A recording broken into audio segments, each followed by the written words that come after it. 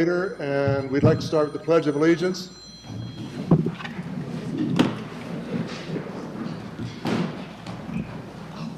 Pledge allegiance to the flag of the United States of America and to the republic for which it stands, one nation, under God, indivisible, with liberty and justice for all. Thank you. Excuse me, we have no video on Zoom.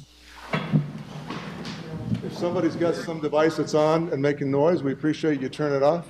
So they're saying that there's no video on Zoom, so that's something on SAPA's end probably. Okay. So they can't see us? Can they hear us? Can you guys hear? Yes, we can hear you, we just can't see you. All right, we'll be loud. Can we mute so that we don't have back and forth? This is the annual town meeting for the town of Chester. The warning has been published. I will present it and we will proceed. We are welcoming all of you. Those who are residents and voters, particularly voters of the town, have the right to vote, participate.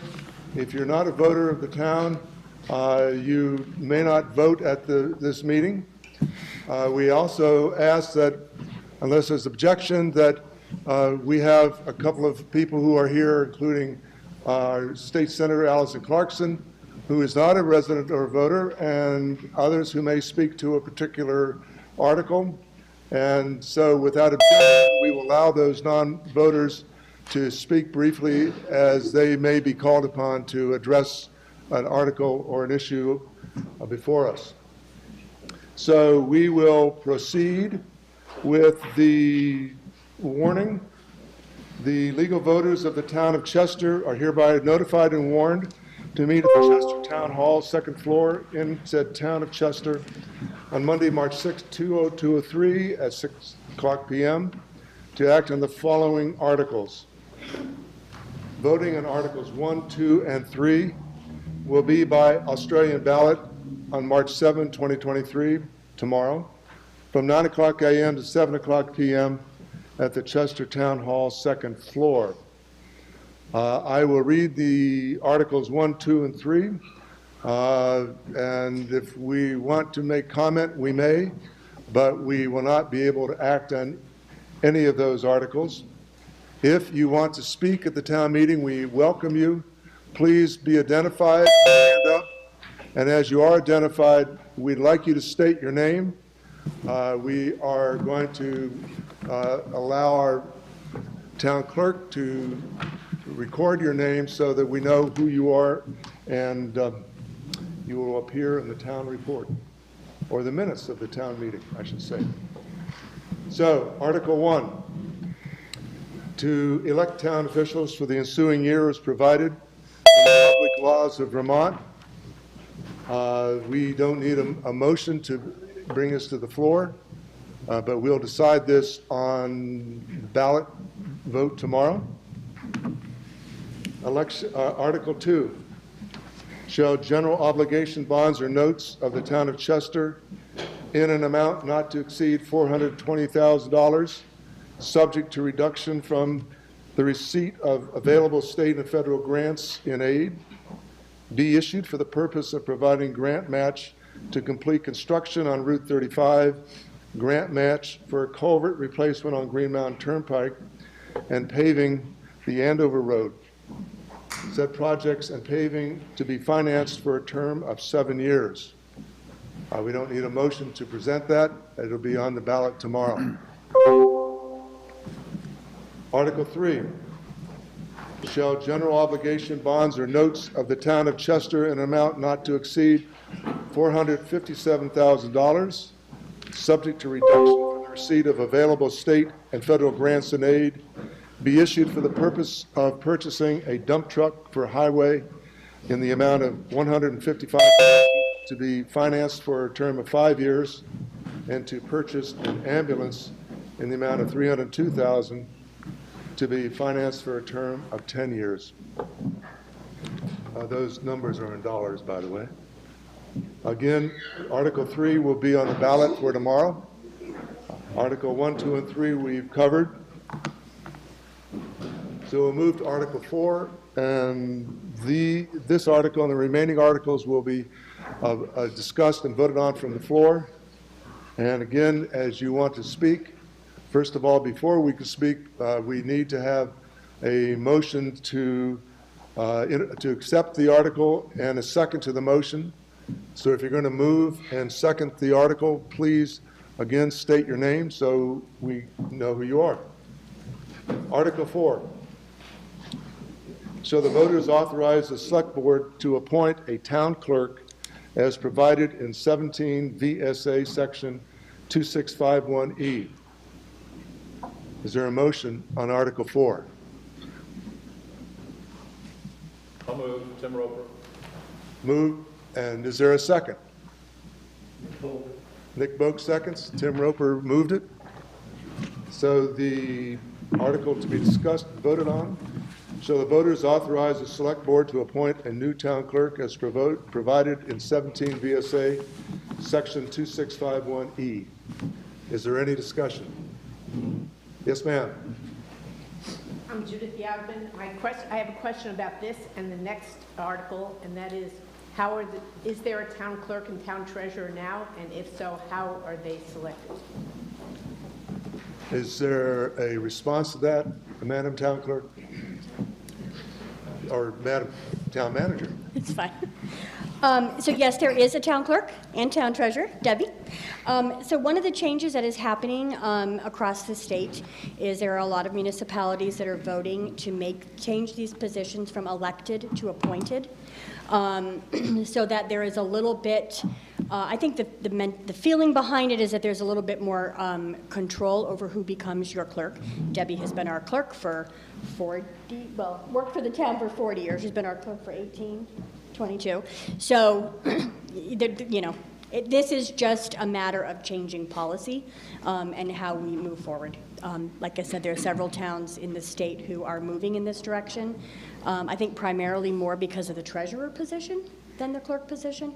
But we put them on the ballot this year just to give the voters that opportunity.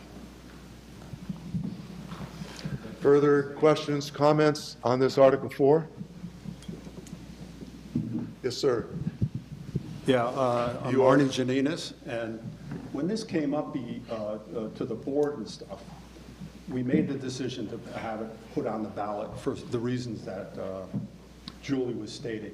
The jobs are getting more complicated, more involved, and it's not that we didn't trust the voters, but a lot of times what happens is because of the qualifications and what's necessary to do the job and do it, you know, correctly and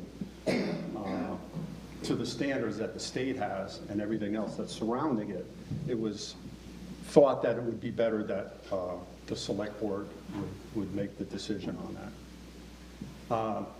It's not that we don't trust the voters, it's just the fact that the job is getting more complicated and more involved, and we have a little bit more of control over the person that would be put into that position.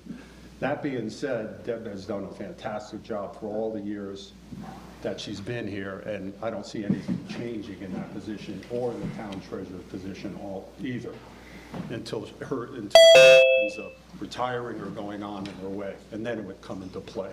But it's not to get rid of anybody, it's not to change anything, it's just having that option out there. Further comments or questions on Article 4?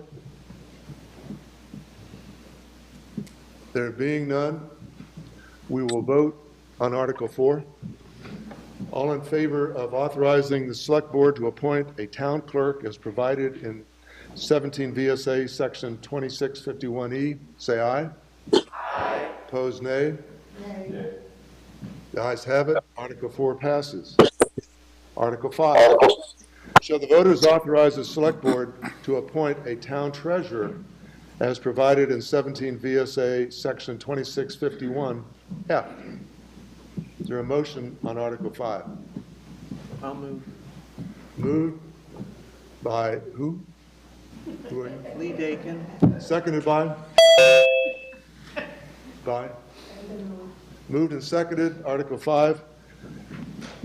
We will discuss, shall the voters authorize the select board to appoint a town treasurer as provided in 17 VSA, section 2651F? Is there any discussion? Mr. Moderator, I would like, Lee Dakin, just to say that those two positions at least demand or require certain things that a person needs to have a good handle on in order to do the job properly. It doesn't mean that you can't learn it ahead of time, doesn't mean that it always has to be an interview, qualifications, because a town treasurer and a town clerk have a lot of responsibilities, very specific to running the town with the town manager. So that would be why I would suggest that we consider this. Further comments or questions on Article 5? There being none, we'll vote, see if we will authorize the select board to appoint a town treasurer as provided in 17 VSA section 2651F. All in favor, say aye. Aye. Opposed, nay. We have approved Article 5. I'm going to take this moment to deviate from the warning, and I'm going to introduce our state senator, one of 3 from Windsor County. Allison Clarkson is here. Allison, if you'd like to come up and just give us some of your thoughts for a few moments. Where do you want? You're right there. Right there is good. Okay, so we don't need a microphone? Oh, no, you do. You do. Why don't you take this? It's more for Zoom. Okay, more for Zoom. Anything for Zoom. Good evening. I am Allison Clarkson. I'm one of your 3 state senators. Because we represent 25 towns, we are dividing and conquering. And so each of us is taking several different towns because town meetings are such an important partnership with the state. Our work with our municipalities we take very seriously. Our municipalities are creatures of the state. We're a Dillon state. And it is, I'd first like to say, it's just a treat. I know we did it last year, but it's just still a treat to be back in person and to be doing this in person together. It just seems sort of normal, and yet another thing that we're doing that is normal, which is wonderful. And I love coming to town meetings because it really gives us an opportunity to, for those of us who don't live in every community, to give us a much better sense of the richness of our municipal life and what the issues are that you're dealing with. And I'm amused to see that you're getting another dump truck and a fire engine and an ambulance. And so having heard the piece on Vermont Edition today about the naming of all these trucks and vehicles, I'm just curious if you're going to have a competition for naming all those. Anyway, I have the honor of serving you in the Senate as the Majority Leader of the Senate. I also serve as Vice Chair of Senate Economic Development, Housing and General Affairs, and in Senate Government Operations. I also serve you on the statewide Workforce Development Board and on a lot of other different caucuses and panels, which are endlessly interesting, which is why many of us continue to serve, because this is a very stimulating work representing the people of one's county and one's and our part of Vermont, which is just terrific. I just want to give you a sense of sort of some of the stuff we're up to. I'm going to be very short. The Senate had 4 priorities this session. And none of them will surprise you. Housing, workforce, child care, and reducing climate change. And we are in making progress on all 4 fronts. Some of you, I know I've heard from quite a few of you, some of you aren't necessarily keen on some of the progress we're making, but we're making, and I'll explain where we've ended up on some of that. But on housing, we have passed an incredibly significant housing bill. For 2 years, we've had lots of federal money to spend building new housing, renovating vacant, blighted, and non-code compliant housing, building accessory dwelling units, trying to address the low-hanging fruit of housing development, but also we've had a lot of money to put into new housing.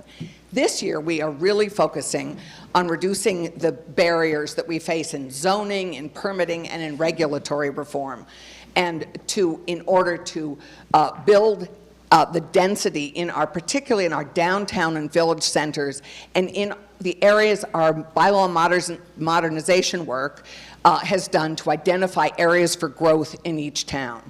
So we are really focusing our efforts on those clustered development, trying to do smart growth. You've heard that term. And we also it's a bill that also builds on some of the programs that many of you have taken advantage of, the VHIP, the Vermont Housing Incentive Program, which renovates properties, and the accessory dwelling unit, which enables you to build a new unit in your home or on your property. Which is a terrific way of our adding housing, particularly anywhere in town. We've also added to some other programs in this bill, but this is a big bill. This is the first time we've really addressed Act 250 in any kind of meaningful way in housing, and we're quite excited. It's now in Senate Natural Resources, and we'll see what they end up doing with it. And workforce, the House is beginning the workforce development bill, and it addresses everything from more tuition, more support of the trades, more support of our teachers. It addresses retention, returnships, a whole wide range of skill sets that we're trying to encourage in the state and support. The child care bill is in the process of being finalized in the Senate. It increases access to child care, financially supports families, a whole range of families, up through moderate income families, and provides resources for child care workers and centers. One of the sort of thorny balancing acts we're working on is what is businesses' role in helping finance childcare as we go forward. Because we all know families are supporting it, we all know our state is supporting it, so our community, I would say, at large. But now we're really looking at how business, which is the third leg of that stool, can help support childcare more fully. And in reducing climate change, lots of you have been in touch. We took a big step forward in S5, and I know I've heard from you. This is a bill that puts in place the plan to transition over 25 years to a cleaner energy future. This plan is designed to help Vermonters afford what we know is going to be a costly transition off of the polluting fossil fuels that most of us currently use. And this bill, at the moment, this bill sends our vision, like we're a client going to an architect. This sends our vision for what we want to build to our policy architect, which is the Public Utilities Commission. They are the architects, and in 2 years, the Public Utilities Commission will come back to us with a very detailed plan, with a cost analysis so that we, the legislature, can begin building the transition with a better understanding of what the costs and implications are going to be. So nothing's changing right now. This is basically a step forward, getting a plan in place so that we then can make some choices. But right now, this is moving that plan forward so that we can be thoughtful about saving saving the Vermont we know and love. The Vermont we know and love is challenged. Our businesses and industries that rely on our climate as it is now are challenged. Our forest products industry, our syrup, tons of businesses are challenged by what's happening to our climate. So that is sort of where we are. So I'm grateful to all of you for being in touch. I love this job, and I just want to say that you have sent Heather Chase to us, which has really been wonderful. You generally send terrific people from Chester, But I just want to say that Heather is really doing a rockin' job. She's a great partner for me. I enjoy working with her enormously. She's in my partner committee in the House, so she serves in House Commerce, and I'm in Senate Economic Development. And we're a good team, and we're enjoying working together. So thank you for sending us Heather, and thank you for the opportunity to serve you. I love it, and look forward to the year ahead, because we're only halfway through the session. So thank you all, and thank all of you for your work, because teamwork here, as you know. Senator Clarkson, thank you very much. We are going to proceed with the warning with Article 6. Article 6, and I remind you, as you want to speak, if you please identify yourself, and then you, as you're identified and given the opportunity, go forward.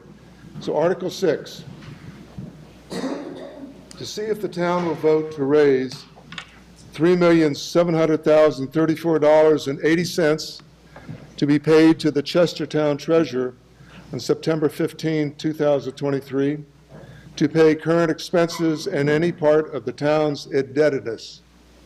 Is there a motion on Article 6? So moved. By Tim Roper. Mr. Roper. Moves. Is it seconded by? Marilyn Mahusky. Moved and seconded. We'll discuss and then vote to see if we will vote to raise $3,700,034.80 to be paid to the town treasurer on September 15, 2023, to pay current expenses, any part of the town's indebtedness. Is there any discussion on this Article 6? Bill, do you want me to do my presentation? You may. Susan, if you could put the PowerPoint up. Thank you. So if you can pay attention to the screen, we have a visual as Julie, our town manager, makes her presentation. So you can go to the next screen, Susan. It's going to be hard to read up there, so I'll just kind of go over it. The town office, we'll start with general government. As everybody knows, the budget is broken down into several sections. I'll just do quick highlights on each one so you know where we ended in 2022 and projects being proposed for 2023. Town office continues to run very smoothly. Debbie is our town clerk treasurer. Amy O'Brien is our assistant. They do an amazing job keeping town hall running. As things get busier, one change that we have looked to for this year is, and it's more of a notification, we are open Monday through Friday, 8 to 4, but we are now closing from 12 to 1 for lunch. As we all know, in our own personal lives, everything just seems to be getting busier. And so that 1 hour, normally the ladies would stagger their lunch, but we are finding it to be more efficient and a little bit more of a mental break in the day to have that 1 hour. So that is a change that we've been doing for several months, have not run into any issues, but town meeting's a good time to just kind of fill everybody in. Land records are now officially digitized back to 1982, which allows local searchers to do a 40-year search online, which has been helpful. 2023 will continue that work of digitizing land records and to include vital records. And just a reminder, we did this 2 years ago, but the grand list is now fully available online. So you don't necessarily have to come into town hall just to pull a copy of your lister's card, although you are welcome to. And then moving over to zoning, Preston Bristow is our town planner, and Kathy is one of his assistants, Kathy Hasbrook. So planning and zoning has been busy. We saw an increase in 2020, a big jump in 2020 in building permits and permits across the board. We are finding that that trend is holding. Chester has issued 80 permits in 2022, so building is growing, and that's good for our grand list. We want that grand list to keep increasing. If you may recall, in 2022, part of the budget was we moved our zoning officer to a full-time position and changed that from a zoning administrator to a town planner. That title and role gives Preston a lot more flexibility within that department, and more of an ability to help me with economic development things that we would like to do moving forward, as well as some policy writing that he will be helping me with this year. In addition, we talked about housing. One of the things coming in 2023 is I'll be forming a housing committee that will be looking at not only what are the housing needs in Chester, but where do we have the ability to develop. And this work will, of course, be done in conjunction with our Planning Commission, who has already done work on this. But they're busy with other things, and so we will move it to a standalone housing committee who will work with myself and the Planning Commission to start developing some strategies about where we can develop, where Chester can put housing in, so that we can take advantage of a lot of the federal and state money that is floating around now. And a lot of that is being divvied up to housing projects. But we need to have a plan in place. So I always want to give a shout out to the Development Review Board and the Planning Commission. These are volunteers for the most part, get a very small stipend for the amount of work that they do. And they do a lot of work. It is not necessarily a fun job. Zoning is that department where when most people come see you, they're mad at you. So it's hard, and it's a tough job. I have served in that capacity myself, so I just want to thank them for all of the work that they do, all the time they put in. It's a critical part of functioning in a town. Lister is the same thing, get very little credit for the work that they do, but it's vital for how taxes are developed. So moving from general government onto public safety, this is fire, police, ambulance. In their new building is finally deemed complete and has been signed off.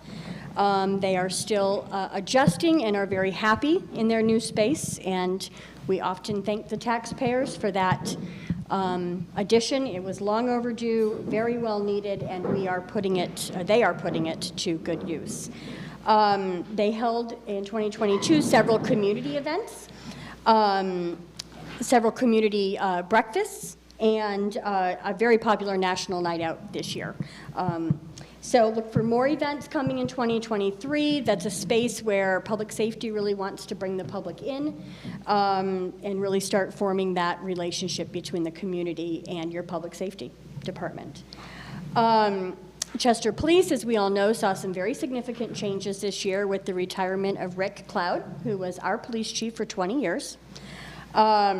Rick has officially retired from police service, and so we, of course, have thanked him many times, but we'll take the opportunity to thank him again for his service to Chester. We hired through a police chief search committee, Chief Thomas Williams. Tom comes to us. He lives in the town of Baltimore, raised his family in the Chester area and in the Chester school system. Tom comes to us from 30 years with state police. And has transitioned very well. We are getting very positive feedback on the efforts that he is making in the community, so a lot more to come. And one of the things that we are bringing in 2023 is the select board signed a policy actually last week that established the creation of a citizen advisory committee to the Chester Police Department. This committee will serve as a liaison between our police department and the citizens so that we can make better movements towards true community policing. The tagline used nationwide nowadays, and it means different things for every community, but part of this will be determining what does that mean for Chester. So the select board at their meeting on the 15th will be interviewing. We have had 12 candidates to serve on that committee of 5 people, which is fabulous that there is an interest. So there'll be more, stay tuned, there'll be more to come for that, but Tom and I are very excited about that movement forward. Fire department responded to 255 calls in 2022. That is up from 2021 in previous years. And the details of their reports can be on page 44 of your town report. And one big thing to note for the fire department this year, we were awarded the Assistance to Firefighters Grant, a $450,000 grant for the purchase of a new tanker. Our tanker was from 1980-something or other, and was basically out of commission because it was deemed unsafe for travel. It's going to make its way over to highway to water the roads. They don't have to travel at the same speeds and the same way that fire does. But that was a huge grant for Chester. The match on that for us is only a little over $20,000 on a $475,000 piece of equipment. So that was a huge win for fire this year. Ambulance. Chester Ambulance our call volume is dramatically increasing. This year, in 2022, we responded to 506 calls. Over the past 3 years, our call volume has gone from about 300 to 350 to over 500 at this point. Their details can be found on page 47. We had, so you can imagine that with the increased number of calls, you need people to respond to those calls. So we did some innovative stuff in the ambulance department over the past couple years. We had 9 individuals complete an EMT certification class, which is great. They're all in the process of taking their tests to get certified. And there are several individuals currently in an EMT class with another class scheduled in May. A lot of this attendance is crossover. We have a lot of our firefighters are now becoming EMT certified. We have police officers becoming EMT certified. The crossover has worked out amazing. It's allowed us to respond to most of these calls with very little call-ins from other departments, which we want, because when Springfield responds to us because we don't have a crew, we pay $500, and we can't bill for the call. So we lose money. So we want to grow this service as much as we can, since calls are rapidly increasing. The other thing we did this year was we created a new pilot position just to try and test some waters. We created a position that was part-time to provide us coverage on weekend days. We had Michael Ranzio, who is now our ambulance coordinator, does the administrative part of our ambulance. Michael was hired, he was an EMT for Chester. He was hired as an EMT, but then we put him through the part-time police academy. So while he is waiting for a call to come in on ambulance, he is in a cruiser running directed patrol, which is basically radar enforcement. We're killing 2 birds with 1 stone with the same employees. So it's worked out really well. We transitioned that into a full-time position when Amanda Silva stepped down to spend more time with her family, and it has worked out great. So one of the things we are looking at is creating more of those part-time crossover positions so we can get better coverage for the taxpayers in Chester. On to Public Works. Highway Department, always very busy. Every year I say the same thing, they had a busy year. Delays in obtaining construction materials, as we all know in our personal lives, is continuing, and that affects municipalities as well.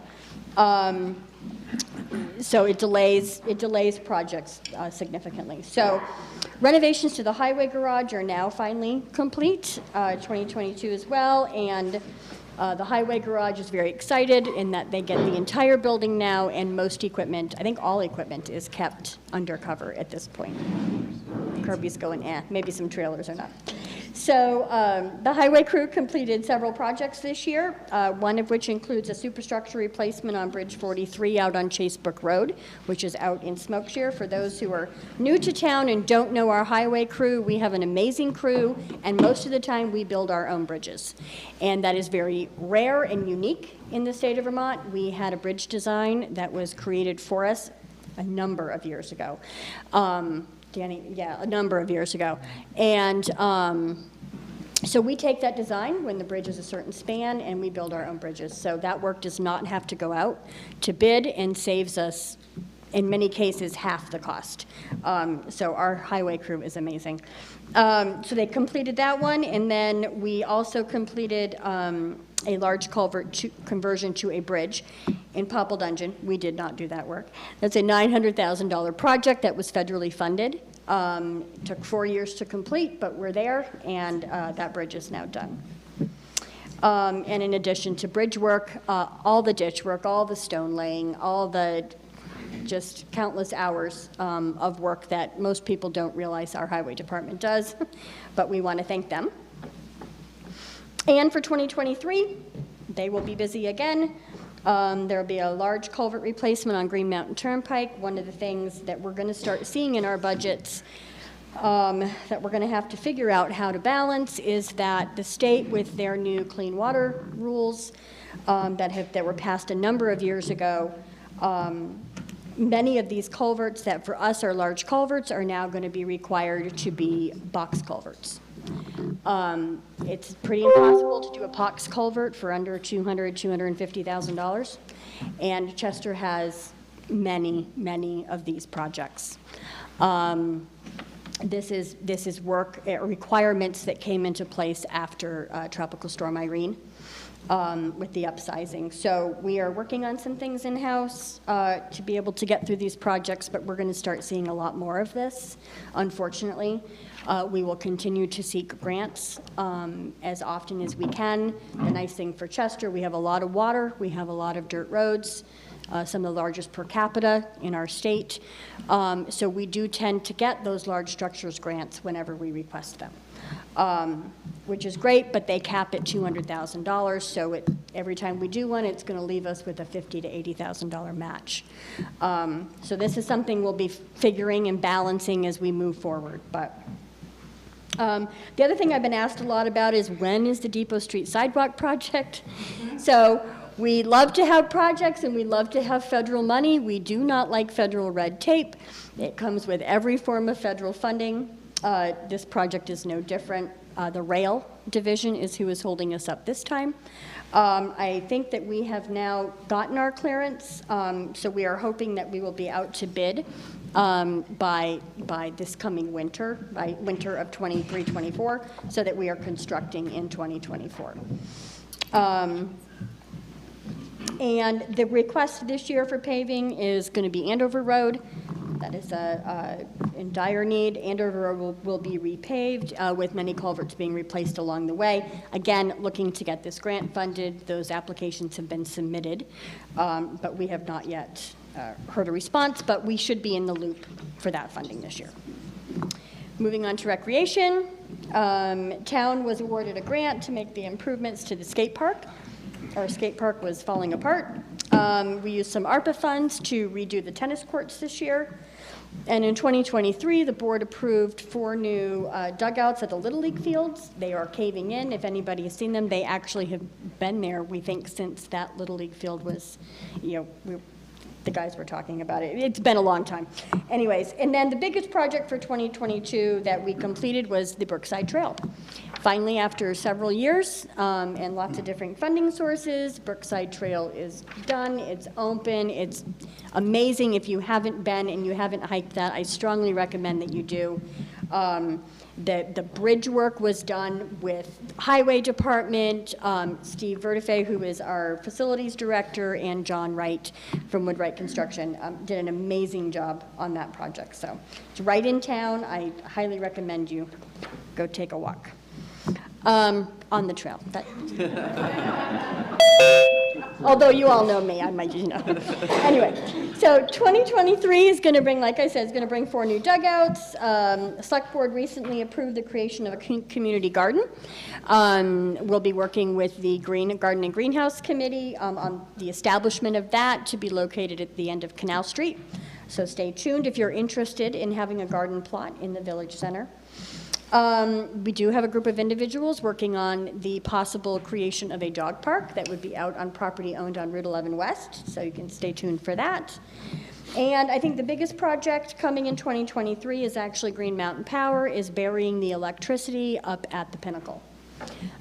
This is a project that they have had ongoing for a number of years. It's a large project. and for the town to give them an easement over the Pinnacle property.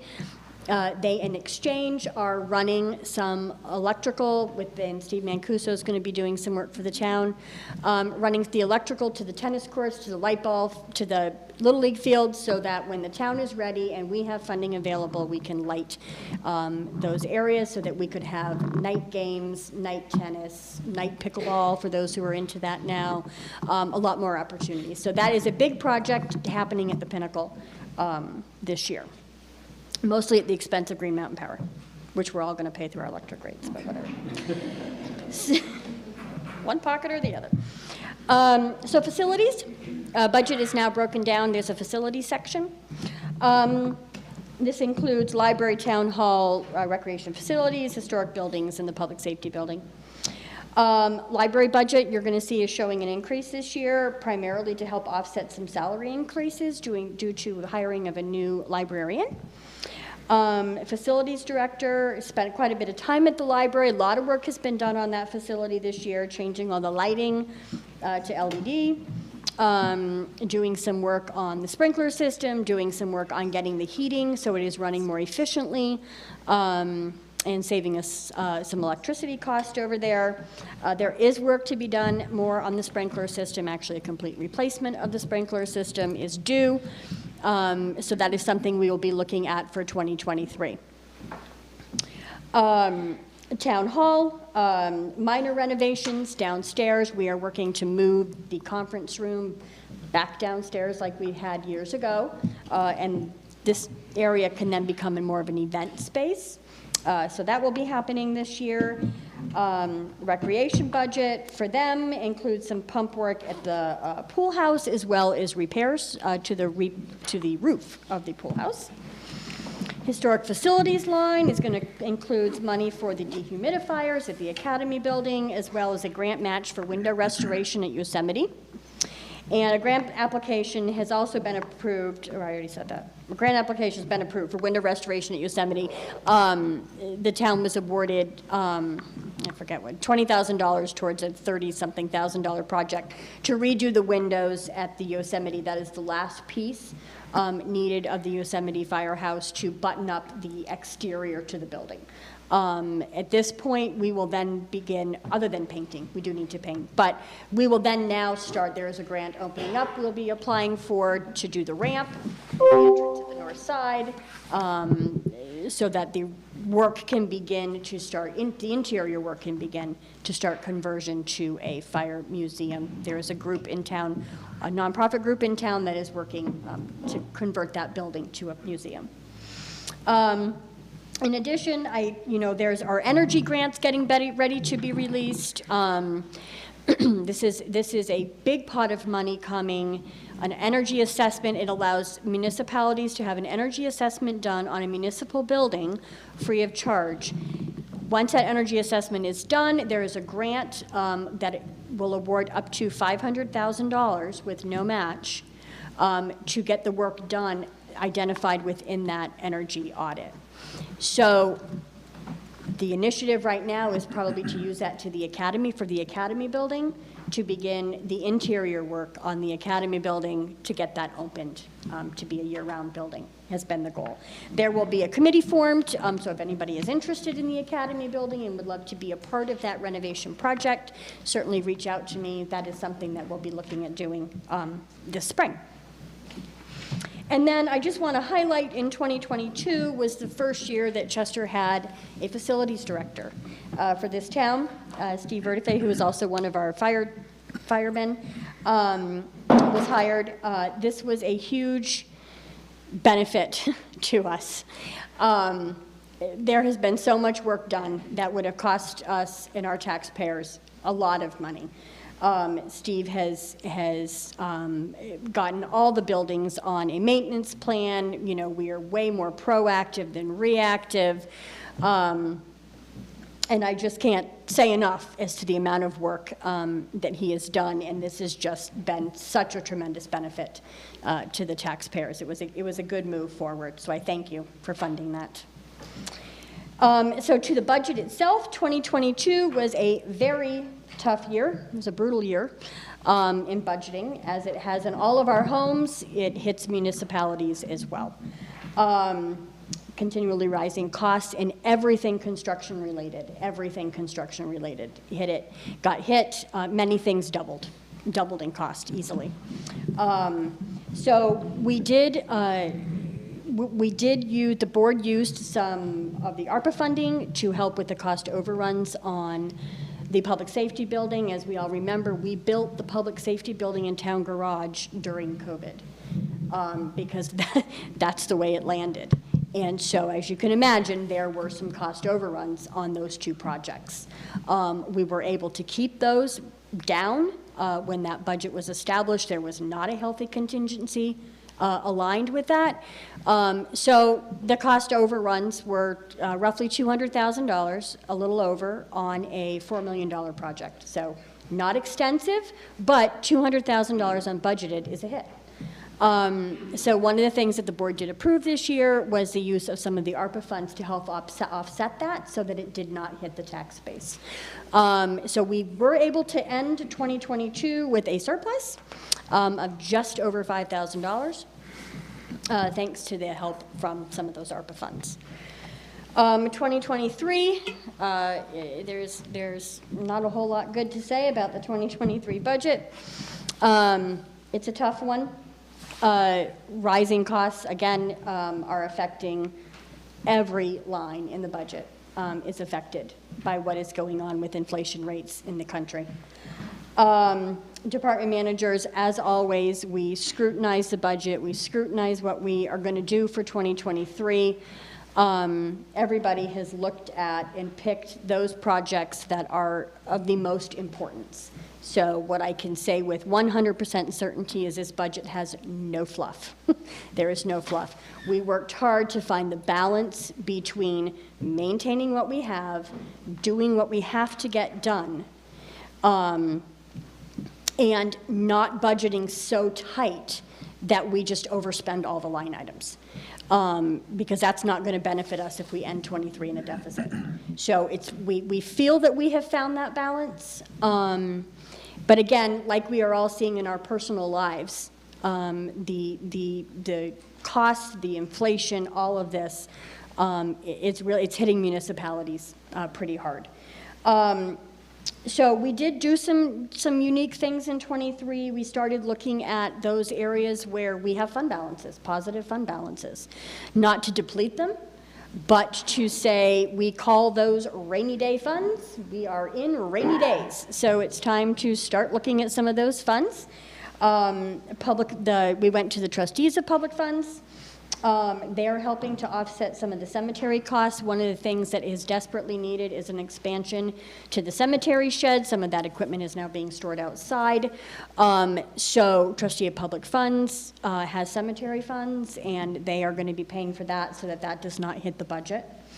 ARPA funds, again, being used for the dugouts, being used for the ambulance cot that is required. Our ambulance cot is... I won't say it's not safe, but it's not 100% safe. So that ambulance cot is on its way. You're not going to get hurt if you're on it, but we need to replace it. And then the sprinkler system at the library, it will be used to help with that. And then the capital fund. So there is a surplus in the capital fund. So one of the things that we opted to do for 2023 is 2023 is the last payment year of the 2016 bonds. They were the very first bonds that we did in the bond plan. So we're using the surplus that we have in capital to make that payment. What that does is it's a one-time payment, so we won't spike the capital plan next year, but it allows us to not have to make that transfer from the general fund into the capital plan in 2023, helping to kind of offset and lower the budget, what the general fund has to contribute. And so moving to the capital plan,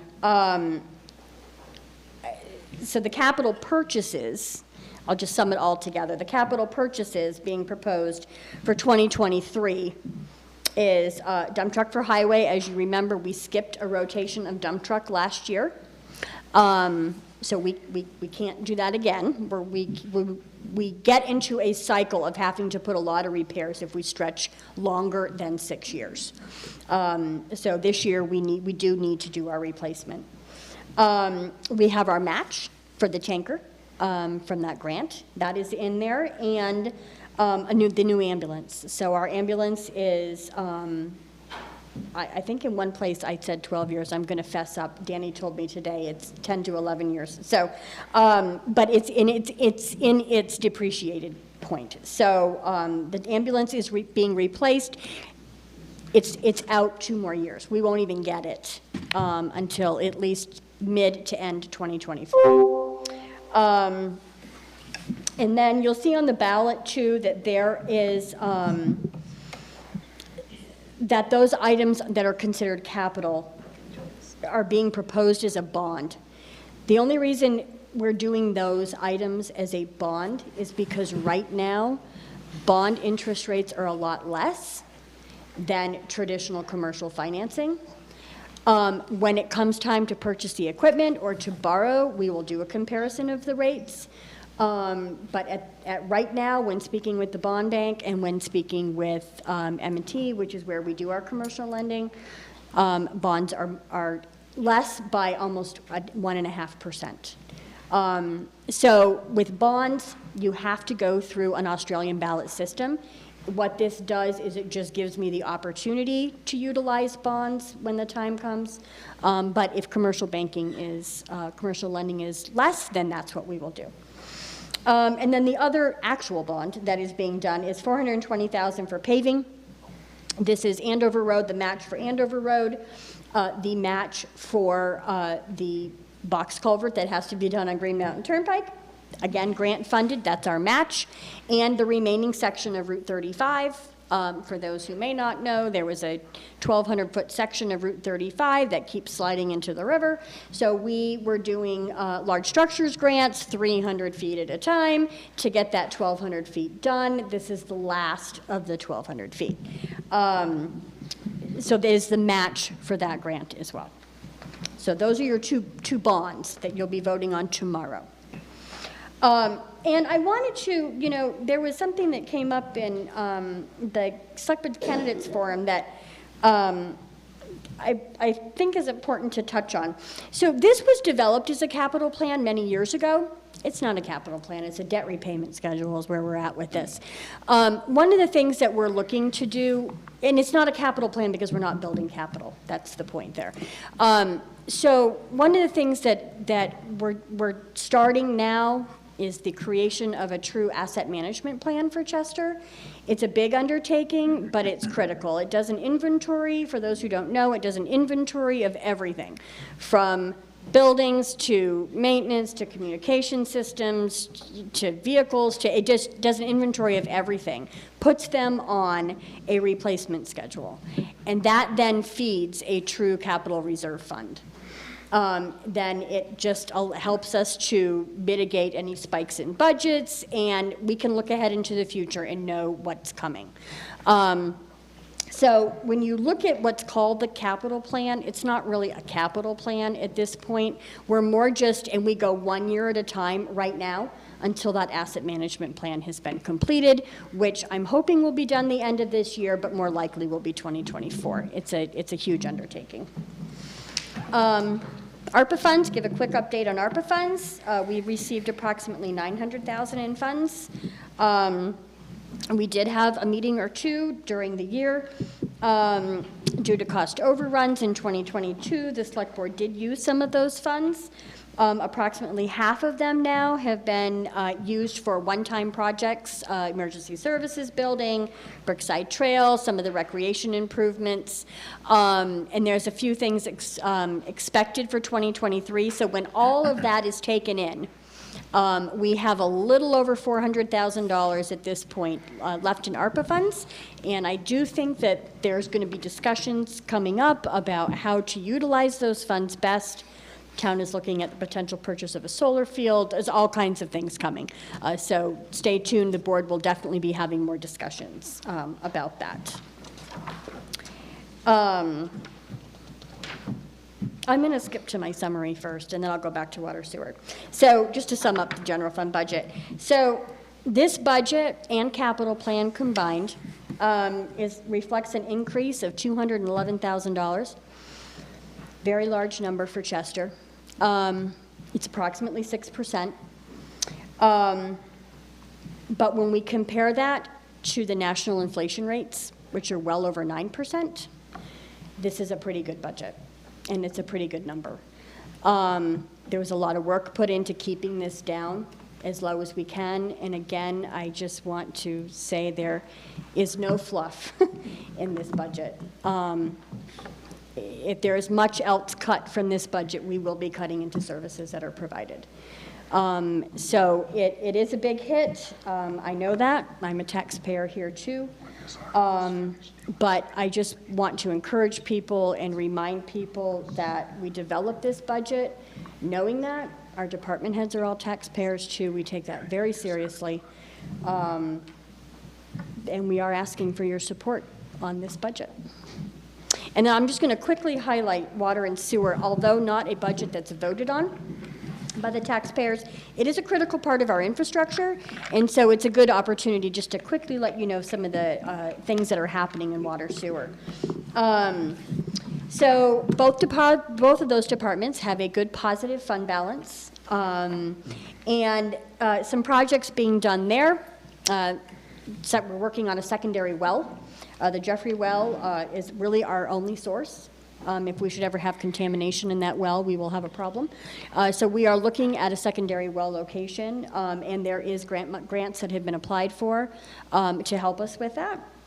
Funding has also been received to complete a lead line inventory. That's a new state requirement. A lead line inventory has to be completed by sometime soon. So they gave us 100% funding to hire an engineer to complete that inventory. And then we have also received funding with a 50% grant to complete a asset management program for the wastewater department. We have one established for water a couple years ago. This would be basically a master plan for wastewater, and that will lead into and feed the beginning of the engineering for sewer plant upgrades, likely in 2024, 2025. So again, this is what's going on in town, what we're expecting for 2023.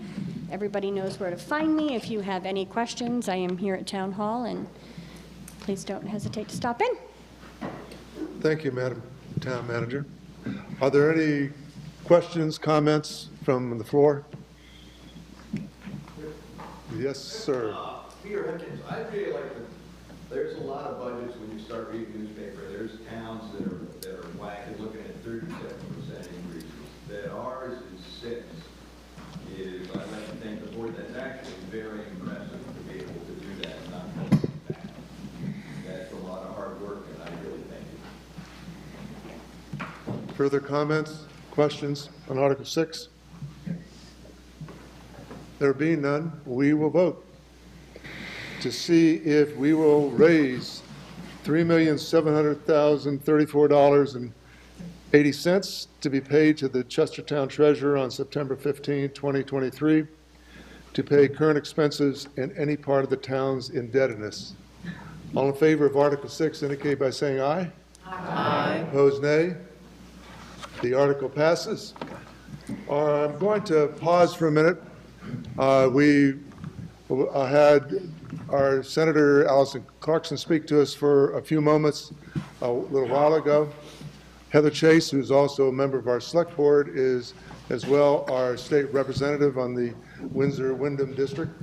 So I'm going to give Heather a moment to speak, to talk about what's going on in her world in Montpelier.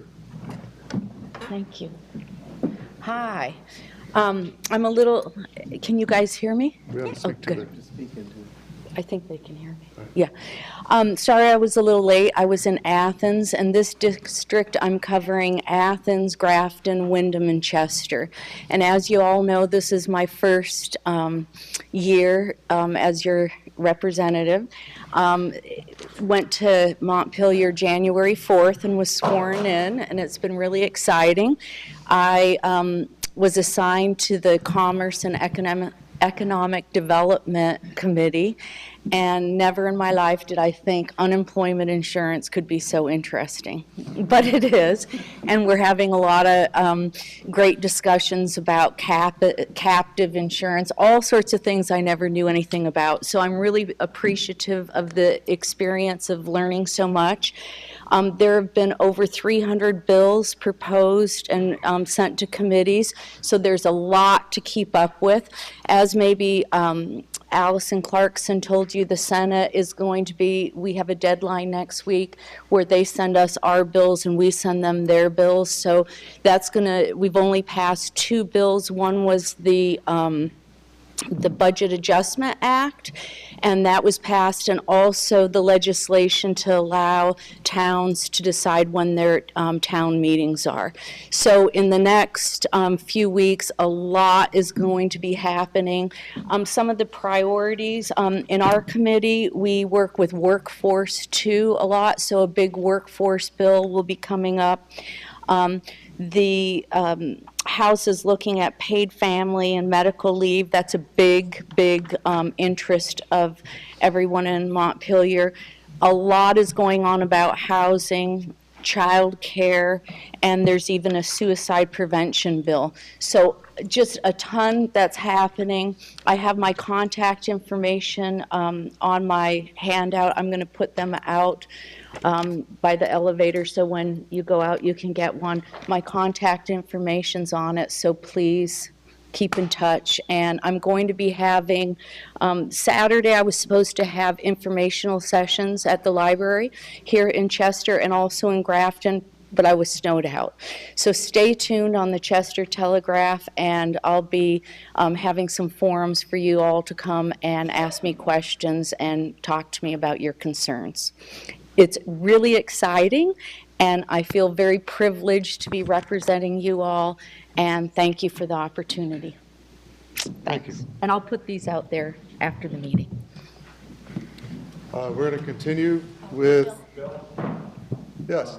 I just would like to interject at this point of the meeting because I have some certificates of appreciation for some of the town employees and people that have volunteered for the different boards and organizations in our town that have come through Heather from the state of Vermont, the Office of the Secretary of State. And I'm wondering if I could do that now in conjunction with what Heather has Mr. been. Chair, you have the floor. Thank you, Bill. So the first letter, it's from the Secretary of State, and it's addressed to Lee Dakin. And I'd like to read this one, and it's not that long. And enclosed, please find a certificate of appreciation for your many years of service to Chester. Our local government in Vermont only works when we have dedicated public servants like you offering their time and talents to support the good governance of their community. I know how fulfilling and challenging local service can be. Many would call service in municipal government a thankless task. However, service to your local community is so important. When many voices are joined in the task of governing, our communities are stronger. It is an honor to present you this certificate as a small token of our thanks for your service to Vermont.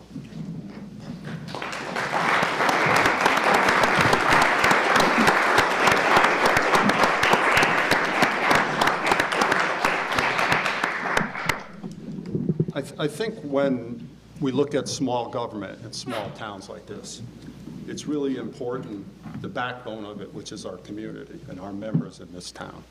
And we're lucky in this town that so many people are involved in so many aspects of this town. It's what makes this town, it's what keeps us as a community, and it keeps us together in our lives, in government, and in our personal lives, because it is on a town on the smaller side. Now, there's another certificate that we've got from the Office of the Secretary of State. And I could read this one, but it's pretty much the same thing. And it's addressed to Ben Whalen. And Ben has been with us on the select board for many years. He took a break because of family matters and raising a family, which is a very time-consuming job. But he always gave back to the community. He's always been a part of the select board with thoughtful insight and comments on all the aspects that we addressed over the years. I forget when your first years were here, Ben, but it's been a while ago, and then you came to us. The town is very lucky to have him here, and in your work also as assistant fire chief. You're always involved in something that benefits the town, and it takes a lot of time and commitment, and you've always shown that. So I'd like to present you with this certificate also, Ben, and thanks for your years here.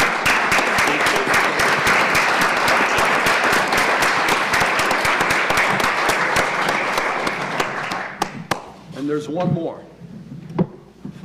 And it does have the same wording, pretty close, pretty similar. And it's addressed to Daniel Cook. Now, Daniel's been here forever, long before my time, and he has served as...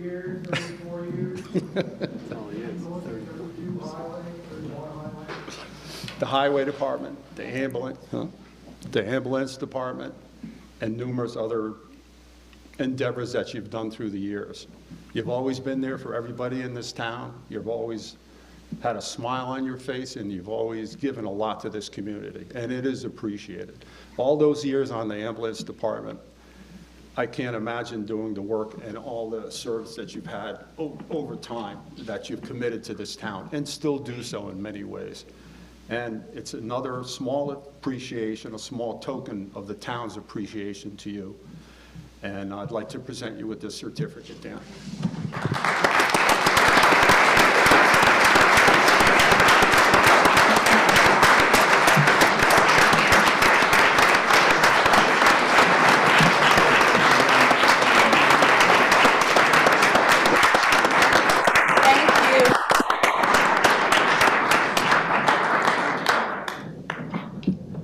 Mr. Chairman, thank you. Thank you all, the recipients.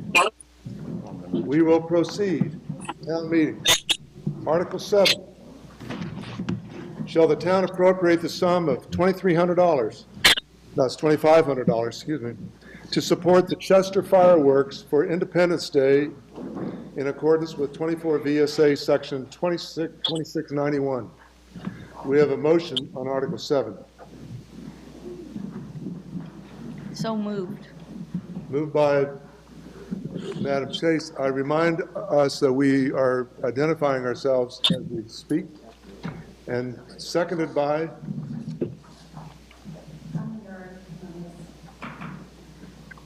Moved and seconded to see if we will appropriate the sum of $2,500 to support the Chester Fireworks for Independence Day in accordance with 24 VSA Section 2691. Is there any discussion?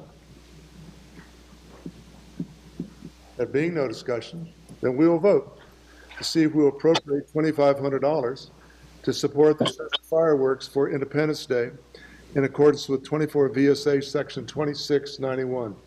All in favor, say aye. Aye. Opposed, nay. The Article 7 passes. Article 8. Shall the town appropriate the sum of $13,807 to help support the home health, maternal and child health and hospice care provided in patients' homes and in community settings by the Visiting Nurse Association and Hospice of Vermont and New Hampshire in accordance with 24 VSA Section 2691. Do we have a motion on Article 8? I'll move the motion. Mrs. Dakin? Article 8. Moved Article 8. Is there a second? Mrs. Benelli, and Article 8 is seconded. To see if we'll appropriate the sum of $13,807 to help support the home health, maternal, and child health, and hospice care provided in patients' homes and in community settings by the Visiting Nurse Association and Hospice of Vermont and New Hampshire in accordance with 24 VSA Section 2691. Is there any discussion on Article 8? There being no discussion, we'll vote to see if we will appropriate $13,807 to help support the home health, maternal and child health, and hospice care provided in patients' homes and in community settings by the Visiting Nurse Nurse Association and Hospice of Vermont, New Hampshire, in accordance with 24 VSA Section 2691. All in favor of Article 8 indicate by saying aye. Aye. Opposed? 8 passes. Article 9. Shall the town appropriate the sum of $3,044 to help support outpatient mental health and substance abuse services by the staff of Healthcare and Rehabilitation Services, Inc., in accordance with 24 VSA 2691. Do we have a motion on Article 9? Jim Roper. Moved by Mr. Roper, seconded by? Second. Seconded, moved to see if we will vote to appropriate the sum of $3,044 to help support outpatient mental health and substance abuse services by the staff of HCRS, Inc., in accordance with 24 VSA 2691. Is there any discussion on Article 9? There being no discussion, we'll then vote to see if we'll appropriate the sum of $3,044 to help support outpatient mental health and substance abuse services by the staff of Healthcare and Rehabilitation Services, Inc., in accordance with 24 VSA 2691. All in favor say aye. Aye. Opposed, nay. Article 9 passes. Article 10.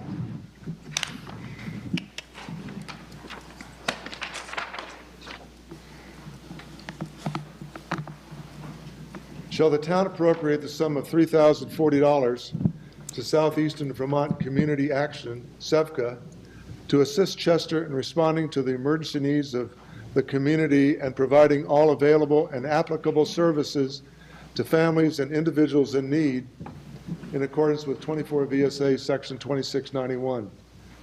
Do we have a motion on Article 10? Janet Courier. Moved and seconded by? Janet Courier. Moved and seconded to see if we will appropriate the sum of $3,040 to Southeastern Vermont Community Action, SEVCA, to assist Chester in responding to the emergency needs of the community and providing all available and applicable services to families and individuals in need in accordance with 24 VSA Section 2691. Is there any discussion of this article?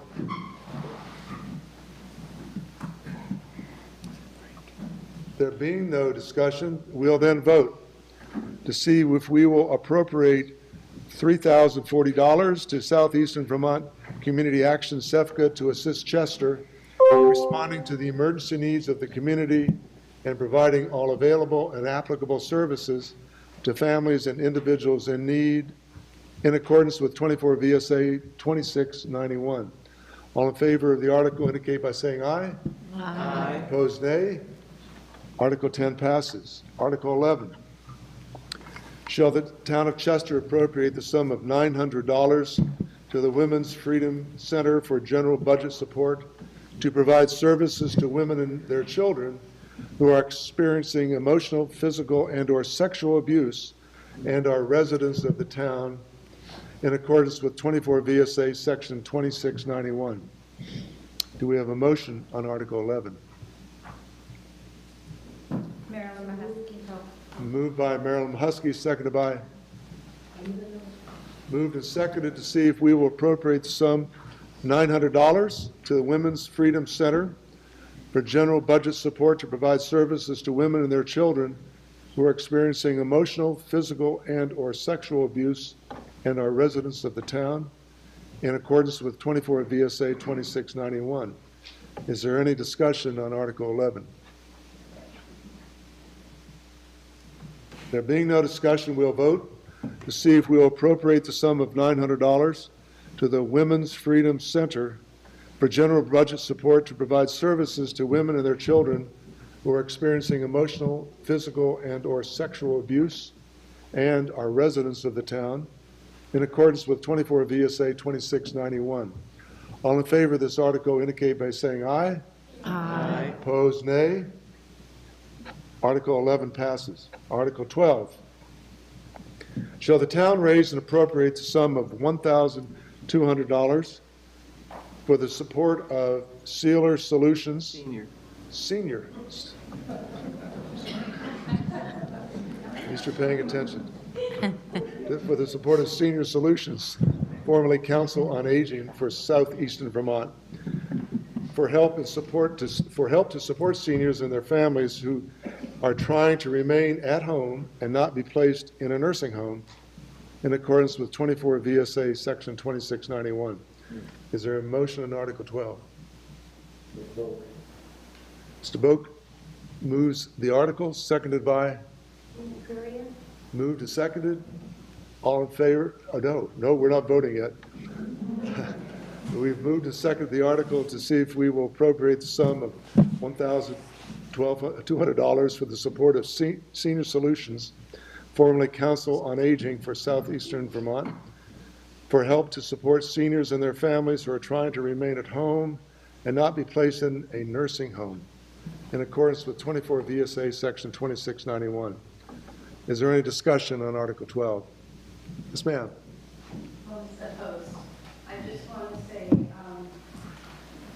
people may know about Senior Solutions and can read about it in the I was a beneficiary of their services this year when I was confused about Medicare, if anyone was ever confused, and got good information about Medicare and Medicare Advantage plan. And it also was very helpful when my husband was hospitalized and terminally ill. I reached out to the helpline, and I just want to say that you don't know when you are going to need help, but they are there. Thank you. Thank you. Any further comments or discussion on this article? There being none, then we'll vote to see if we will raise and appropriate the sum of $1,200 for the support of Senior Solutions, formerly Council on Aging for Southeastern Vermont, for help to support seniors and their families who are trying to remain at home and not to be placed in a nursing home, in accordance with 24 VSA 2691. All in favor of Article 12 indicate by saying aye. Aye. Opposed, nay. Article 12 passes. Article 13.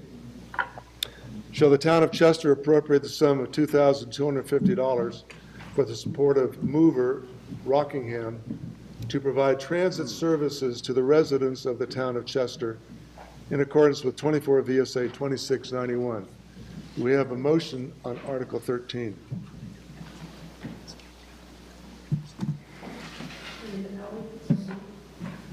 Moved. Is there a second? Article 13. Moved and seconded, Article 13, to see if the town will appropriate $2,250 for the support of Mover Rockingham to provide transit services to the residents of the town of Chester in accordance with 24 VSA Section 2691. Is there any discussion on Article 13? There being no discussion, we'll vote to see if we'll appropriate $2,250 for the support of the Mover Rockingham to support transit services to the residents of the town of Chester in accordance with 24 VSA 2691. All in favor of Article 13 indicate by saying aye. Aye. Opposed, nay. Article 13 passes. Article 14. Shall the town of Chester appropriate the sum of $800 to support Windsor County Mentors for youth mentoring services provided to children in Windsor County in accordance with 24 VSA 2691? We have a motion on Article 16. Marilyn Mahaski, so moved. We have a motion been moved by Ms. Mahusky, seconded by Mr. Boak, to see if the town will appropriate the sum of $800 to support Windsor County Mentors for youth mentoring services provided to children in Windsor County in accordance with 24 VSA Section 2691. Is there any discussion on Article 14? Yes, ma'am. This is a question, really. I think mentoring services are very important and make a crucial difference in a young person's life. I read the report that the agency submitted, and they only helped one person in Chester for the $800 that the town gave to them last year. And I'm wondering why that is, if anyone knows, if there wasn't any referral made by the schools or any social service agencies, because I'm sure there are people in Chester who could benefit from it. But given that the town gave them $800 and only one person in Chester benefited from it, I question why that is. Thank you. That's a great question. Are there any more questions, or is there a response? Yes. Well, Bill, I don't know the specific answer to that question.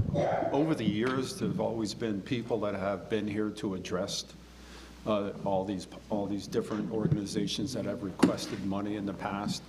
Over the years, there's been a little less and less of that happening, but there's always been a report and a book on it. I don't know what's changed, that there's not representatives here to address any questions or issues that come up, especially when there's a valid one like that. It's nice to hear that people that are affected by these or had interactions with these agencies tell us their story. It helps us to decide if we're going to vote for it or not. It just almost seems like tradition over the years that we have voted for these things. But I agree with you. I kind of miss having a person here to speak to it besides the people that are affected and stuff. And it does make a difference for them to ask for money, but at least have someone to be here, you know. And I know it's been different for 2 years because of COVID, and that's changed a lot. And now we're back to floor votes because the last year or two, I think all these were voted on the ballot. So I don't have the answer, but I believe it's a good question. And the fact that we go through this like this and vote for most of them positively kind of says a lot about our community, that we're caring and we're willing to help all of these organizations, but it would be nice to have a little feedback to see what's going on with it. So I agree with you there. More comments? Yes, sir. Nick Boak. I guess I look at something like this and I say, even if that last year only one person from Chester was served, keeping organizations like this alive. I mean, if you read various newspapers, mentorships are mentioned. I mean, they're out there doing good work. And Excuse me, can we come up to the mic, please? Okay, we have a mic in the middle of here. I guess from now on, because we're now having discussions, as you are speaking, we're going to ask you to come to the mic.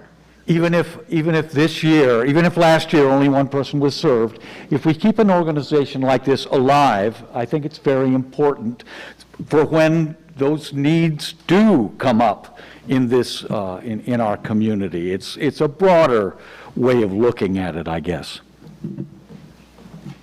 Further comments or discussion on this article? Mr. Moderator. Ms. Dakin, speak in the mic, please. Hold it toward you. I have to agree that it would be very valuable to us to have a spokesperson from an organization be here to speak to us, to let us know. And we do, different people have come forward who are from organizations who do request funds or assistance. So I would like to see that be more important in the coming years, since we don't have someone here. But I think it's important for us to learn more about these organizations and how they serve our community. That's just my opinion. Further comments or questions? I agree with the comments that people are making of Marilyn Mahusky, that it would be a really good idea. I wonder if there's a mechanism, though, like would it be possible that when these requests are submitted to the town, if at least some sort of form letter that went out to people, to these organizations, to let them know that we would like to have someone here? Otherwise, I think we're just going to find ourselves in the same boat that we have these last couple of years with the changes over COVID. Further comments, questions? There being no comments or questions, we will now vote to see if the town will appropriate the sum of $800 to support Windsor County Mentors for youth mentoring services provided to children in Windsor County in accordance with 24 VSA 2691. All in favor, say aye. Aye. Opposed, nay. Article 14 passes. Article 15. Shall the town of Chester appropriate the sum of $400 to Green Mountain RSVP and Volunteer Center of Windsor County to develop opportunities for people aged 55 and older to positively impact the quality of life in the community of Chester through volunteer service in accordance with 24 VSA 2691. Is there a motion on Article 15?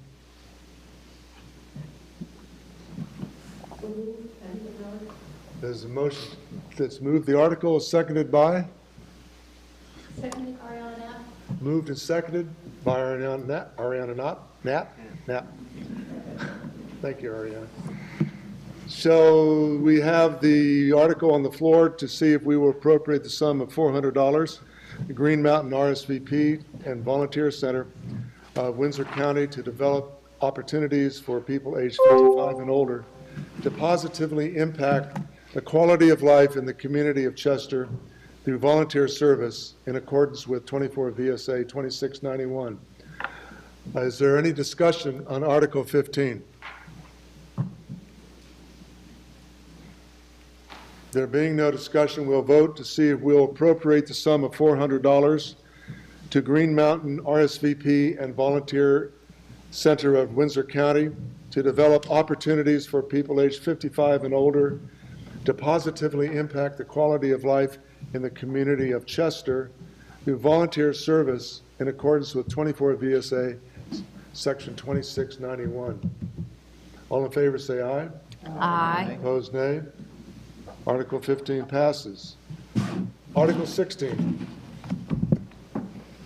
Shall the town appropriate the sum of $1,800 toward the support of the Community Cares Network of Chester and Andover, Inc., a nonprofit organization which provides services to senior citizens, helping them to stay in their homes longer safely in accordance with 24 VSA Section 2691.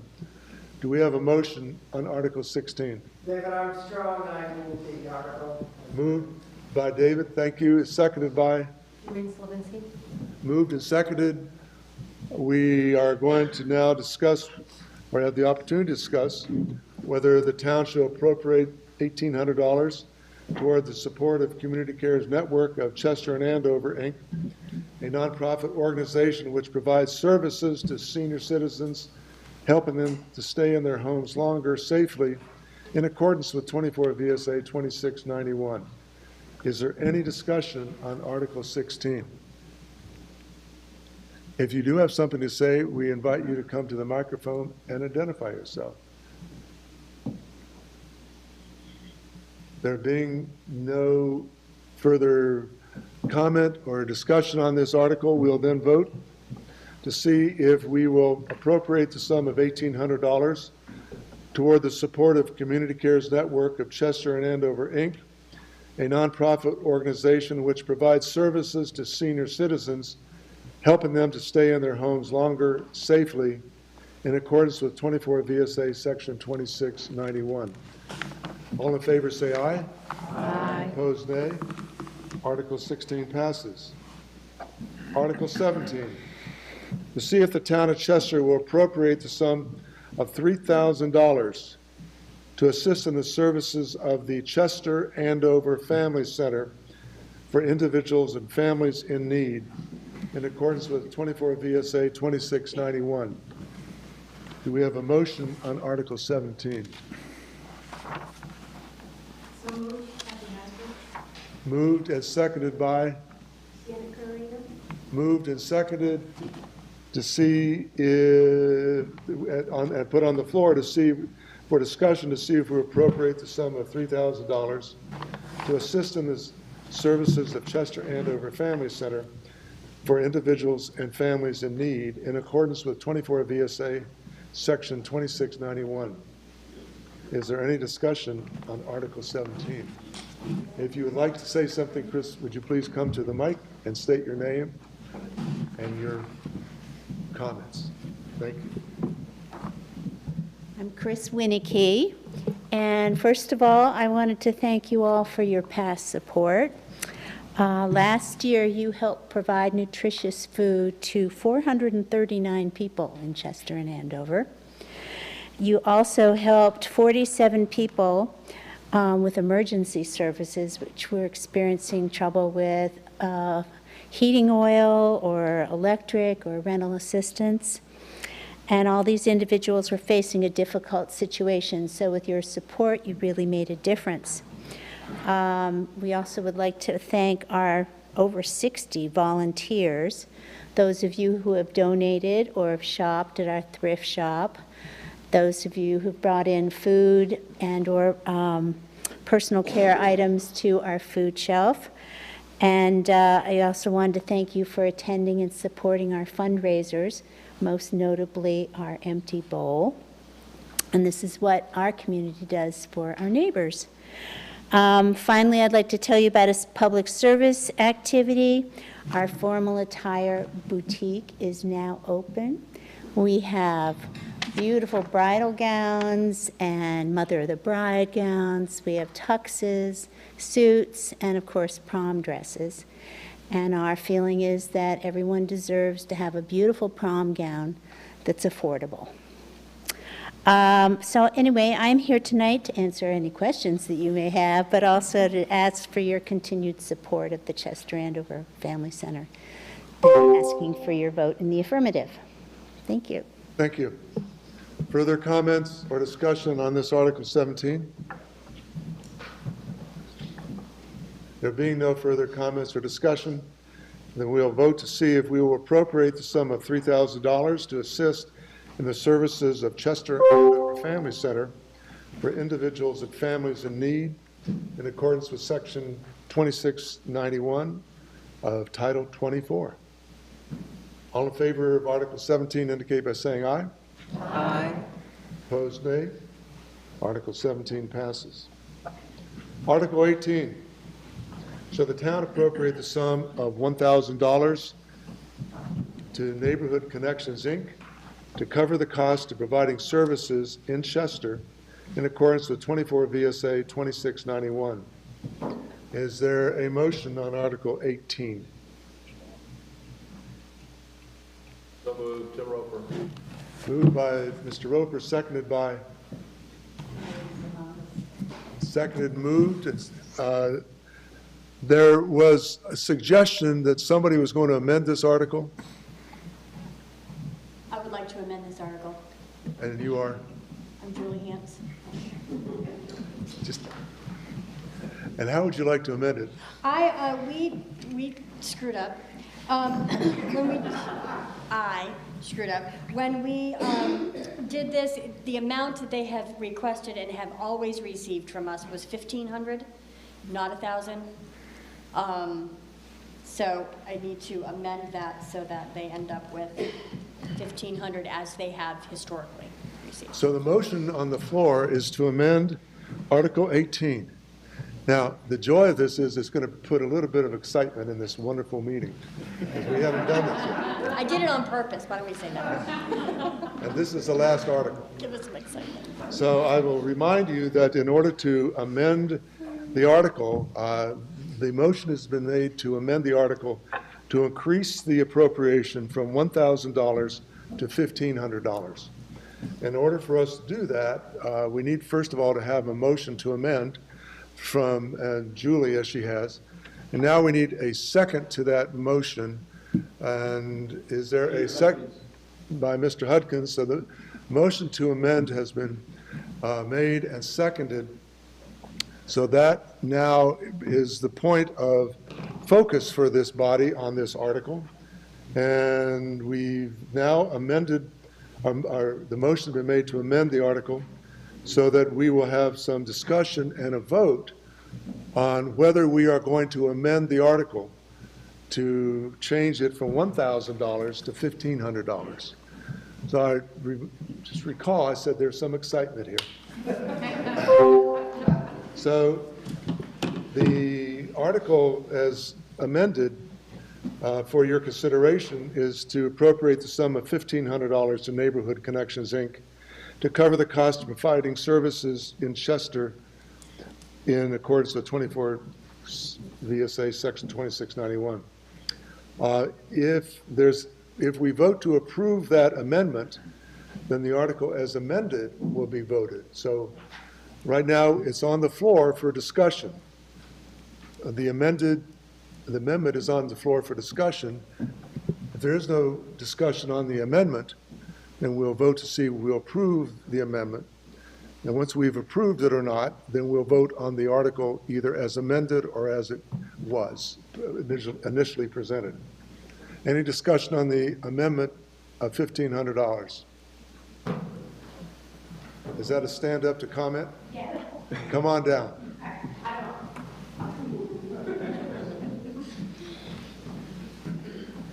I wasn't quite sure when to speak, but I'm Katie. I'm the full-time social worker at Neighborhood Connections. I'm one of 3 full-time staff members there.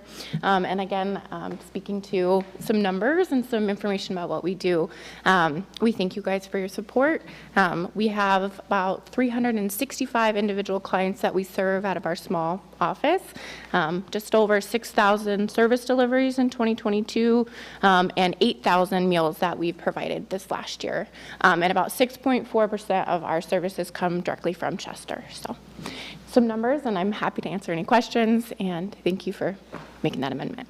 Thank you. Sorry for screwing Thank up. you. That's okay. Any further discussion or comments on the motion to amend Article 18? There being no further comments, then we will vote to see if we will agree to amend Article 18 by appropriate the sum of $1,500 to Neighborhood Connections, Inc. to cover the cost of providing services in Chester in accordance with 24 VSA Section 2691. So if you vote in favor of this, then you voted to amend the article, but you haven't voted in favor of the article until it's amended or not amended. So all in favor of amending Article 18 to increase the appropriation from $1,000 to $1,500 indicate by saying aye. Aye. Opposed, nay. Now, Article 18 has been amended by your vote. So now we have the article on the floor for discussion, and that article on the floor for discussion is shall the town appropriate the sum of $1,500 to Neighborhood Connections, Inc. to cover the cost of providing services in Chester in accordance with 24 VSA Section 2691. Is there any discussion on this article as amended?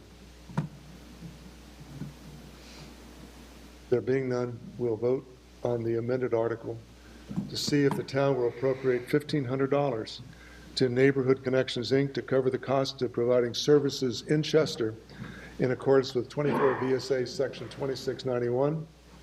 All in favor of Article 18 as amended indicate by saying aye. Aye. Opposed, nay. Article 18 passes.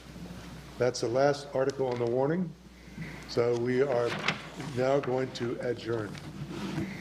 There's nothing further to review, and remind you that tomorrow is Election Day at 9 a.m. in this hall, and you can vote at 9 or up until 7 p.m. So thank you all for turning out, and we will see you at the polls tomorrow.